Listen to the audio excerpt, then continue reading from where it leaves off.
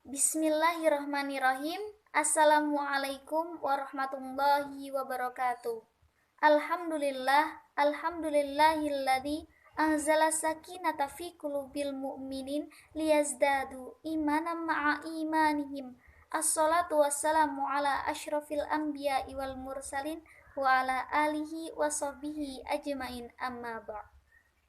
Al-Mukarram, Al-Ustadz Muslam, wa ayyuhas syababil muslim wa syababatil muslimat rahimakumullah. Awalan hayya bina nashkuru ilallah alladzi qad hadana hidayatan islamiyatan wa risalatan mahmudiyatan wa huwa alladzi manahana sihatan haqiqatan wa fursatan katsirah hatta nastati'a an najtami'a fi hadzal makanil mubarak. Alhamdulillah. Wa tsaniyan assalatu wassalam nursilu ila habibina wa syafi'ina wa maulana Muhammad sallallahu alaihi wasallam alladzi qad akhrajan nas minadh-dhulumatid dunya ila nuri hidayati sholihati sahihah wa min azmanil jahiliyah ila zamanil mudarrab wa huwa aidan alladzi qad sayutina syafa'atan fil akhiratil atiyah. Amin ya rabbal alamin. Tayyib, di sini saya sebagai moderator dari kelompok 1 mata kuliah Dasar-Dasar Manajemen Pendidikan yang akan mempresentasikan tentang konsep dasar manajemen pendidikan. Acara yang pertama yakni pembukaan, acara yang kedua materi, dan acara yang terakhir penutup.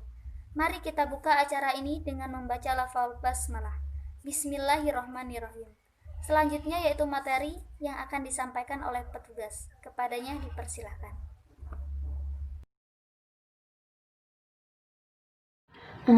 Baik, saya Rofiatun Nisa. Di sini saya akan menjelaskan tentang pengertian manajemen dan manajemen pendidikan. Untuk yang pertama itu pengertian manajemen. Manajemen itu berasal dari kata to manage, yang artinya itu mengelola. Pengelolaan dilakukan melalui proses dan dikelola berdasarkan urutan dan fungsi-fungsi manajemen itu sendiri. Manajemen adalah melakukan pengelolaan sumber daya yang dimiliki oleh sekolah atau organisasi, yang diantaranya adalah manusia, uang, metode, material, mesin, dan pemasaran yang dilakukan dengan sistematis dalam suatu proses. Jadi apapun itu yang dikelola, misal organisasi, perkantoran, semuanya apapun yang dikelola dan memiliki fungsi-fungsi atau memiliki tujuan-tujuan yang nantinya akan sampai pada titik akhirnya itu dan akan mencapai tujuan hasilnya, itu adalah manajemen. Karena semua manajemen itu adalah pengelolaan. Apapun yang dikelola itu adalah manajemen. Untuk selanjutnya yaitu B, pengertian manajemen pendidikan. Manajemen pendidikan itu di sini ada 3 pengertian. Yang pertama yaitu menurut Purwanto. Menurut Purwanto, adalah semua kegiatan sekolah dari hal yang meliputi usaha-usaha besar sampai meliputi usaha-usaha kecil. Jadi seperti mengenai perumusan, pengarahan usaha-usaha besar, koordinasi, konsultasi, korespondensi, kontrol perlengkapan, dan seterusnya sampai kepada usaha-usaha kecil yang berada di sekolahan atau usaha-usaha yang sangat sederhana, itu adalah manajemen pendidikan. Seperti menjaga sekolah atau apapun itu yang berada di lingkungan sekolah adalah manajemen pendidikan. Terus yang kedua yaitu menurut Usman. Menurut Usman, manajemen pendidikan adalah seni dan ilmu mengelola sumber daya pendidikan untuk mewujudkan suasana belajar dan proses pembelajaran agar peserta didik itu dapat aktif mengembangkan potensi dirinya untuk memiliki kekuatan spiritual agama, pengendalian diri, kepribadian, kecerdasan, akhlak mulia, serta apapun yang dibutuhkan oleh dirinya sendiri atau yang dibutuhkan oleh masyarakat atau dibutuhkan oleh bangsa dan negara. Itu adalah pengertian dari manajemen pendidikan menurut Usman. Jadi semisal kita itu aktif mengembangkan potensi diri, akhlak yang baik, akhlak yang mulia, kita bisa sopan santun dengan orang lain di sekolahan, kita bisa sopan santun kepada guru, kepada tenaga pendidik, itu adalah manajemen pendidikan. Jadi kita itu bisa mengembangkan potensi diri kita sendiri dengan sebaik-baiknya, yaitu adalah pengertian dari manajemen pendidikan. Dan yang ketiga yaitu adalah dari Nawawi. Nawawi mengemukakan bahwa manajemen pendidikan adalah ilmu terapan dalam bidang pendidikan yang merupakan rangkaian kegiatan atau keseluruhan proses pengendalian usaha kerja sama jumlah orang untuk mencapai tujuan pendidikan secara berencana dan sistematis yang diselenggarakan di lingkungan tertentu, terutama dalam lingkungan pendidikan formal. Berarti pendidikan semua rangkaian kegiatan, keseluruhan rangkaian kegiatan yang ada di lingkungan pendidikan itu adalah manajemen pendidikan. Jadi, dari pendapat para ahli di atas, dapat disimpulkan bahwa manajemen pendidikan itu adalah rangkaian yang berupa proses pengelolaan usaha kerjasama kelompok manusia yang tergabung dalam organisasi pendidikan untuk mencapai tujuan pendidik yang ditetapkan sebelumnya, dengan memanfaatkan sumber daya yang ada dan menggunakan fungsi-fungsi manajemen agar terciptanya tujuan secara aktif dan efisien. Baik, untuk poin selanjutnya yaitu tujuan dan manfaat manajemen pendidikan. Di sini tujuan dan manfaat manajemen pendidikan itu ada 6 poin, dan yang pertama itu poin A, yaitu terwujudnya suasana belajar dan proses pembelajaran yang aktif, inovatif, kreatif, efektif, dan menyenangkan. Dan yang biasa kita dengar itu adalah dengan istilah PAIKEM, yaitu adalah tujuan dan manfaat manajemen pendidikan. Dan yang kedua itu adalah terciptanya peserta didik yang aktif. Jadi tujuan manajemen pendidikan itu adalah terwujudnya peserta didik yang aktif. Di sini manajemen pendidikan itu adalah mendorong atau mengajak peserta didik itu untuk aktif. Semisal ada peserta didik itu dia belum memahami apa yang dijelaskan oleh tenaga pendidik. Karena keaktifannya, dia itu kalau belum mengetahui, dia akan mencari tahu dengan cara apapun, misal bertanya dengan teman atau mencari sumber-sumber yang lain, supaya ia tetap dapat memahami apa yang disampaikan oleh tenaga pendidik. Sedang kalau peserta didik yang tidak aktif itu, ketika dia tidak mengetahui, dia biasanya akan malas melakukan atau malas mencari apa yang belum dia ketahui. Jadi manfaat sebagai peserta didik yang aktif itu sangat banyak sekali. Terus untuk poin yang ketiga yaitu terpenuhinya salah satu dari 4 kompetensi tenaga pendidik dan kependidikan. Tertunjangnya kompetensi profesional sebagai pendidik dan tenaga kependidikan sebagai manajer. Yang poin selanjutnya itu keempat, poin D, tercapainya tujuan pendidikan secara efektif dan efisien. Pendidikan secara efektif dan efisien itu adalah pendidikan yang pemilihannya itu sangat tepat. Pemilihan cara pendidikan dan pemilihan cara mendidiknya itu sangat tepat sekali dan menggunakan cara-cara yang sederhana tetapi menghasilkan hasil yang luar biasa. Jadi efektif itu memilih yang sangat tepat untuk melakukan cara-cara yang sederhana, tidak menyulitkan, tetapi nanti hasilnya itu akan luar biasa. Terus untuk poin selanjutnya, poin kelima E, terbekalinya tenaga kependidikan dengan teori tentang proses dan tugas administrasi pendidikan. Jadi untuk tenaga pendidik pun harus punya teori untuk seperti adalah pelatihan administrasi atau teori-teori cara nanti untuk mendidik itu seperti apa, semua itu butuh manajer. Semua itu butuh atasan atau pemimpin yang bakal memanage semua yang ada, yang akan dilakukan oleh tenaga pendidik. Terus untuk selanjutnya yaitu poin terakhir, teratasinya masalah mutu pendidikan. Jadi manajemen yang baik itu akan menghasilkan mutu pendidikan yang sangat baik, tapi kalau manajemennya buruk juga akan menghasilkan mutu pendidikan yang buruk juga. Jadi manajemen yang sangat baik itu sangat dibutuhkan di dalam pendidikan tersebut. Baik, materi selanjutnya akan dijelaskan oleh pemakalah selanjutnya. Terima kasih.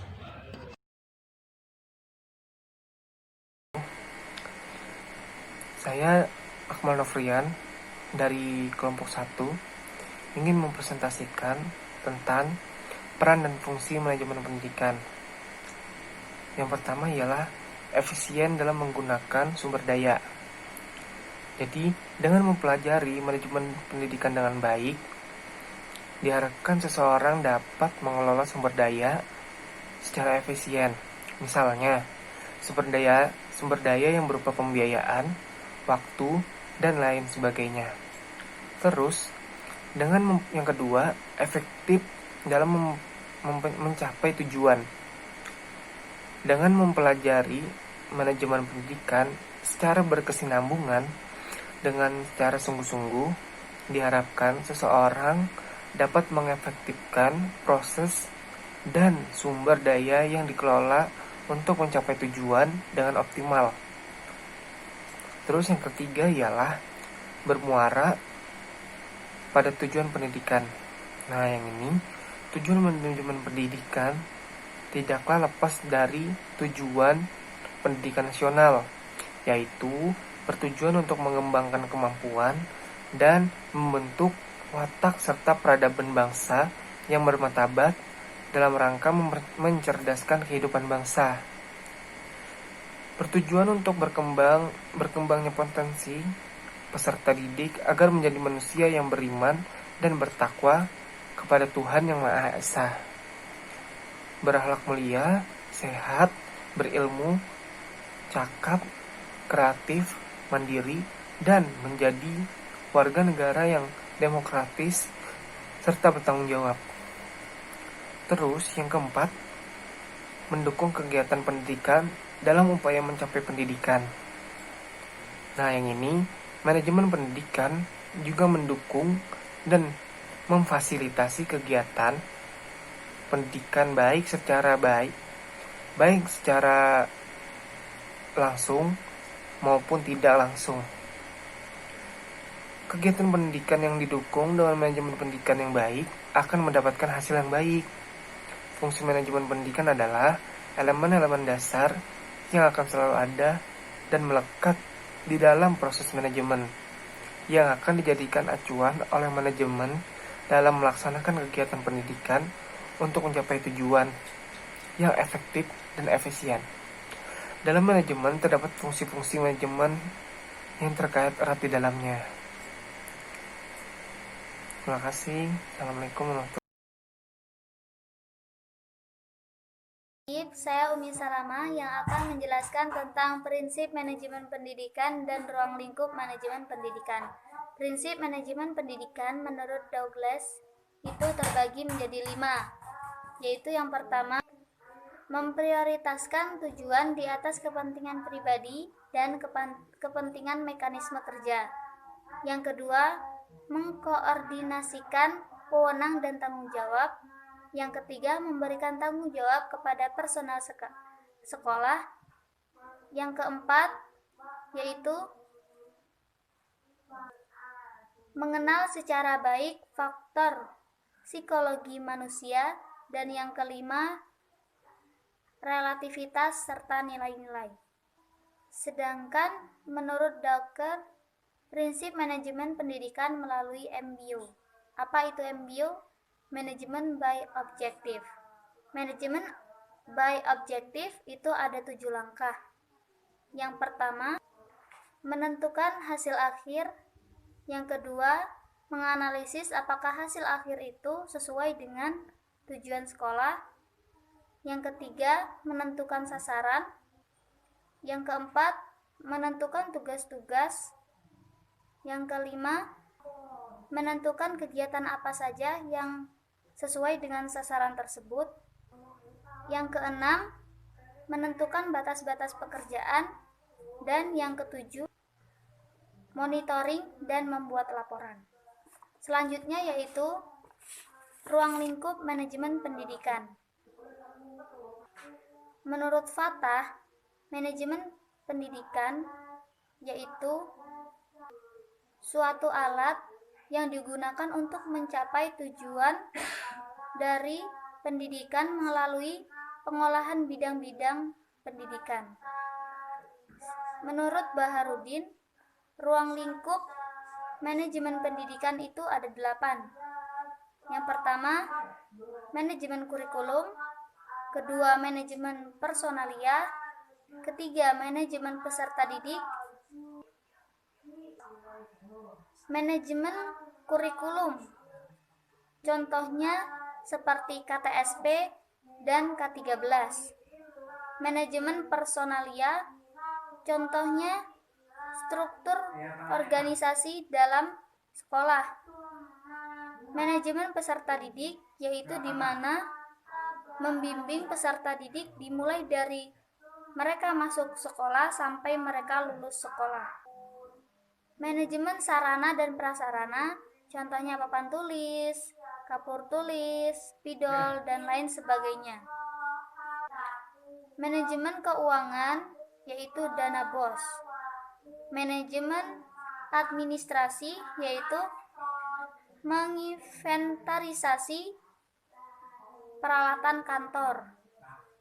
Manajemen humas, yaitu yang berkaitan dengan masyarakat atau instansi tertentu, misalnya contoh dari manajemen humas yaitu beasiswa.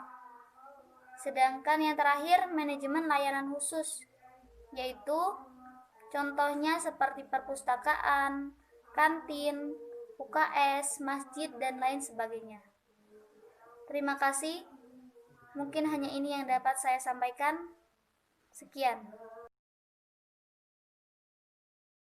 Baik, selanjutnya di sini saya akan menerangkan kesimpulan dari materi di atas. Yang pertama yaitu adalah pengertian manajemen.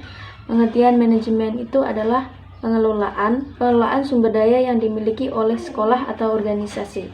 Selanjutnya adalah manajemen pendidikan.